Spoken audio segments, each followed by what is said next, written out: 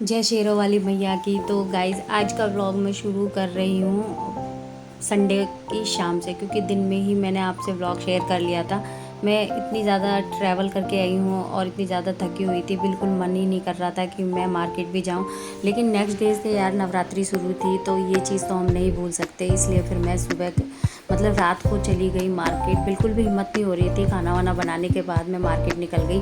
और मार्केट हमारे घर से बस 5 मिनट की दूरी पर है। पैदल पैदल वॉक भी हो जाती है और शॉपिंग भी वगैरह भी हो जाती है।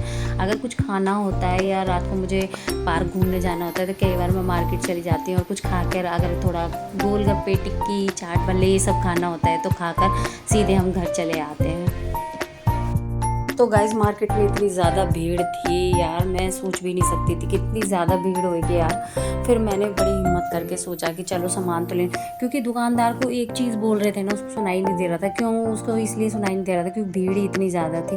बड़ी मुश्किल से यार मैंने सामान लिया। देखो मार्केट तो ऐसे सज गई है जैसे मंदिरों को सजाया जाता है किसी तीज त्योहारों पर। बिल्कुल मार्केट लग ही नहीं रहा था हम मार्केट आए हैं। भीड़ भाड़ को देख कर और पूरे रोड को देख कर देखो कितनी ज़्यादा लाइटिंग लगी है। और इतना अच्छा फील हो रहा था ना, इतना अच्छा लग रहा था कि हाँ यार अच्छा तो है, बहुत ही अच्छा लग रहा था और इतना मन लग रहा था। अब मार्केट में पूरा राउंड लगाने के बाद, सामान खरीदने के बाद यार देखो चूड़ियाँ वगैरह इतनी मिल रही हैं यार।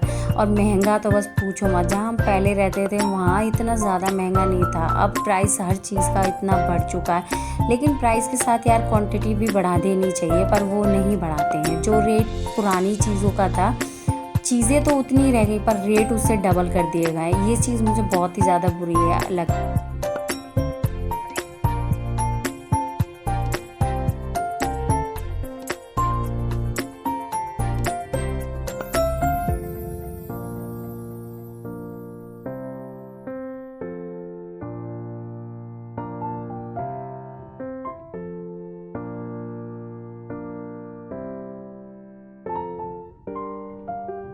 तो गाइज़ मार्केट से सारा सामान ख़रीद लिया है। अब हम रवाना होते हैं घर के लिए। थोड़ा सा टहल लिए, उससे वॉक भी हो गई और हमारा खाना पीना भी डाइजेस्ट हो गया और शॉपिंग भी हो गई।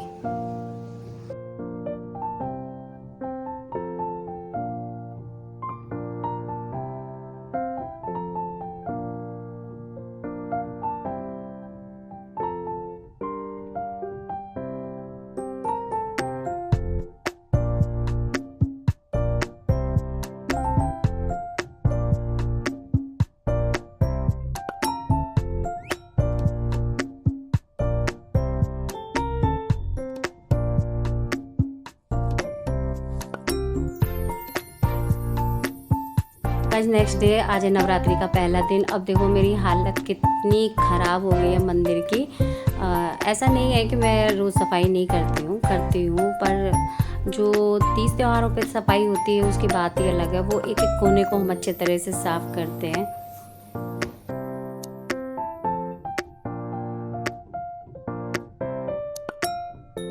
साफ़ सफाई करने के बाद, खाना पीना बनाने के बाद अब बारी आती है मंदिर की, और मैं इसे जल्दी जल्दी से साफ़ कर लेती हूँ। अब देखो यार, जैसे हम सजा के रखते हैं मूर्तियों को भगवान की, जैसे आप कृष्ण भगवान के, बहुत से लोग ये कहते हैं कि खंडित हो जाती हैं तो उनको मंदिर में नहीं रखना चाहिए। पर यार मेरे से ना वो छोड़े ही नहीं जाते कहीं भी, पता नहीं क्यों, ऐसा क्यों है मेरे साथ।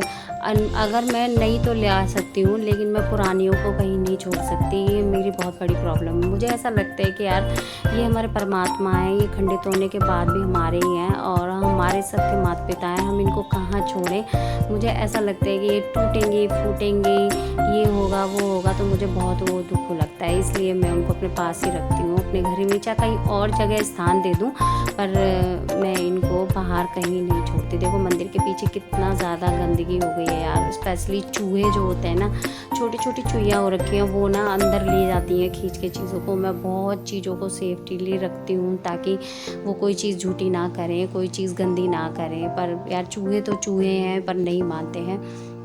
तो चलो जी, मंदिर की साफ़ सफाई तो हो गई है। मैंने चौकी लगाई है ऊपर, क्योंकि माता रानी की ज़्यादातर चौकी लगती है। मैंने नीचे नहीं लगाई। एक बार तो मैं सोच रही थी कि मैं नीचे ही लगा दूं चौकी, पर फिर मैंने सोचा कि नहीं, अब की बार हम वो थोड़ा ऊपर रखते हैं। तो मैंने सारी तस्वीरों को साफ़ करके एकदम अच्छे से मैंने सारे मंदिर की सफाई क्लीनिंग कर दी और अच्छे से मैंने इनको सजाना शुरू करा। जहाँ जहाँ मुझे सही लगा वहाँ वहाँ मैंने लगा दिया।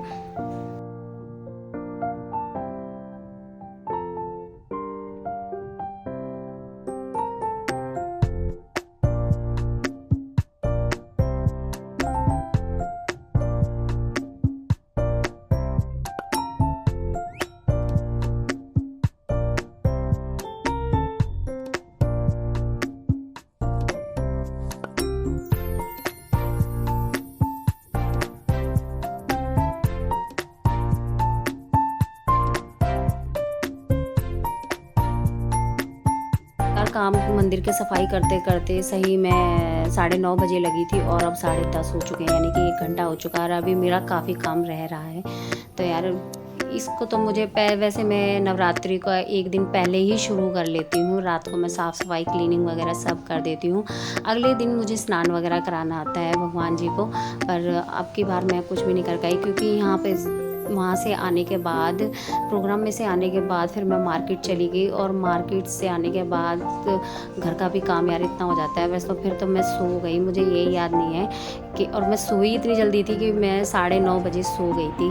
और सुबह उठी तो जब मुझे लगा कि यार बहुत काम बाकी है अभी मंदिर का। अब देखो मैं कैसे हैक ट्राई कर रही हूँ, जो पुरानी मंदिर में चुनिया रहती है माता जी की, उनको ऐसे रख लेती हूँ मंदिरों में नीचे।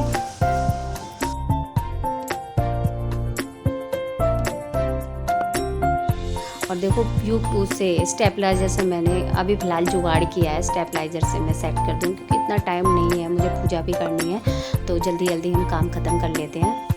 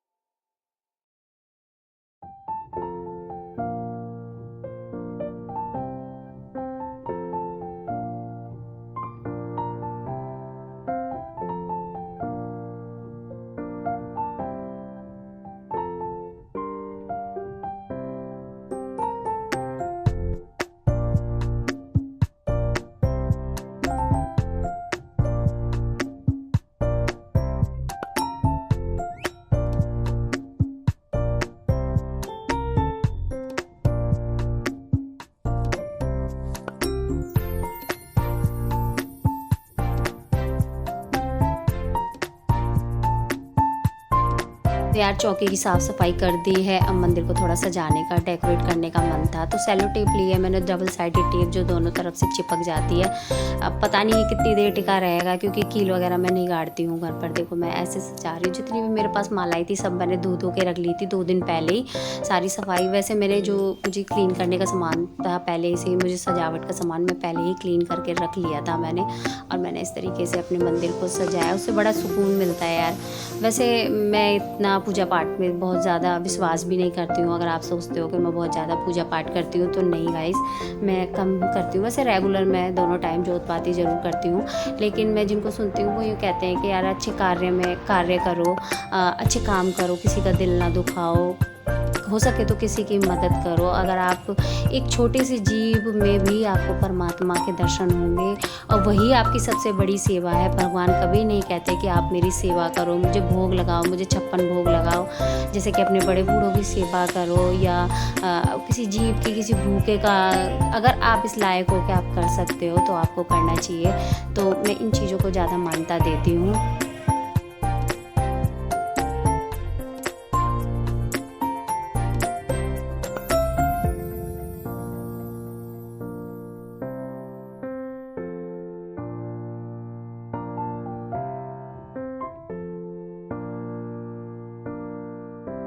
तो गाइज़ पूजा पाठ शुरू हो चुकी है। मैंने पूजा पाठ कर ली, 1 घंटा मुझे पूजा पाठ में लग गया था और मैंने जल्दी से जोत बाती करी, अखंड जोत जलाई, जोत जगाई और अपने परमात्मा का शुक्र किया कि उन्होंने जो कुछ मुझे दिया है, जब भी दिया है, उससे मैं बहुत खुश हूँ। उन्होंने मेरे जीवन में बहुत सी परेशानियों का हल खुद ही निकाल दिया है।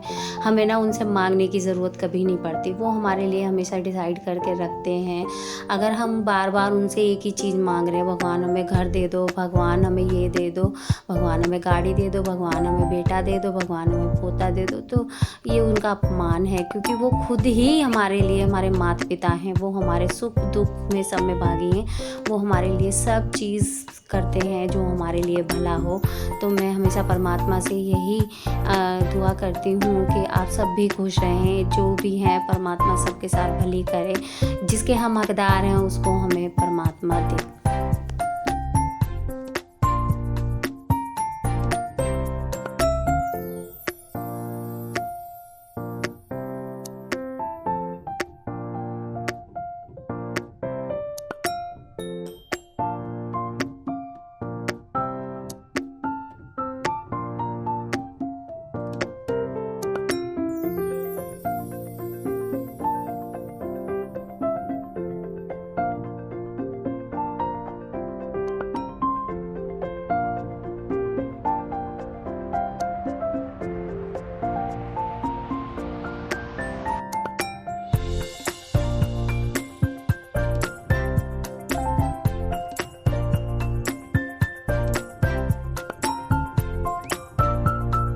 तो गाइस कितने पावन दिन होते हैं ये दिन, इतने खुशहाल भरे आते हैं, सारे त्यौहार आते हैं और मतलब कुछ अलग सा ही लगता है। तो बहुत ही अच्छा लगता है नवरात्रों के बाद जब त्यौहार शुरू हो जाते हैं। दिवाली आती है, धनतेरस और गोवर्धन पूजा, बहुत चीज़ें आती हैं। ज़्यादातर हमारे फेस्टिवल पूजा से ही शुरू होते हैं।